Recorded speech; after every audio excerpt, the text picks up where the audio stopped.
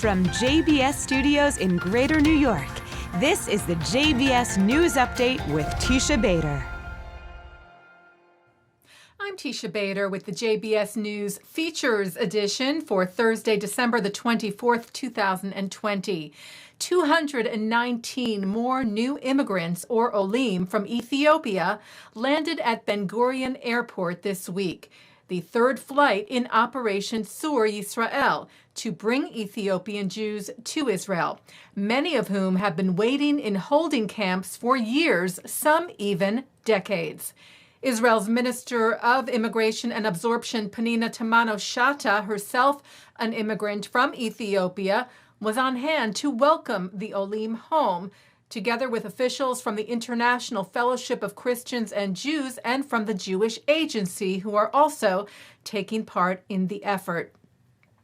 She said, through the end of January and in accordance with the government decision I approved last October, a plane carrying hundreds of Ethiopian immigrants will land in Israel almost every week until the 2,000 people who have waited many years to arrive in Israel are reunited with their families. She said it was a privilege to facilitate those reunions. There are said to be well over that 2,000 number, however, in Ethiopia waiting to immigrate to the Jewish state. The first runner-up in the Miss France 2021 competition this year faced a wave of anti-Semitism after sharing that she has Jewish and Israeli heritage. In responding to a question from the judges Saturday night, Miss Provence, April Benayoum, shared, "I have an array of origins. My mother is Serbo-Croat, my father Israeli-Italian," which prompted a backlash of anti-Semitic tweets like, "Hitler forgot about you." The Representative Council of Jewish Institutions of France, or CRIF, called the attacks vile and unacceptable. Israel's embassy in France condemned them as well in the strongest possible terms, the surge of anti-Semitic and anti-Zionist hatred, which the mayor of Nice, Christian Estrosi, called despicable. And French Interior Minister Gérald Darmanin tweeted that he was deeply shocked and that police were mobilized to find those responsible for the tweets. Organizers of the pageant were quoted as saying that the hateful messages were totally contrary to the values of the channel, the production, and the show. CEO of the Anti-Defamation League, Jonathan Greenblatt, called the attack on Benayoum absolutely unacceptable. And Israel's President Reuven Rivlin responded as well on his Twitter account in French, saying that the attacks against Benayoum were disgusting. Rivlin wrote, "We cannot remain silent. We are united in the face of every manifestation of anti-Semitism. We will fight it and we will not tolerate it nowhere in the world." Well, for the first time ever, a national park in the U.S. is set to be named for a Jewish American. Legislation passed in the Senate Monday and passed last week in the House, making it possible to create a national park dedicated to philanthropist Julius Rosenwald.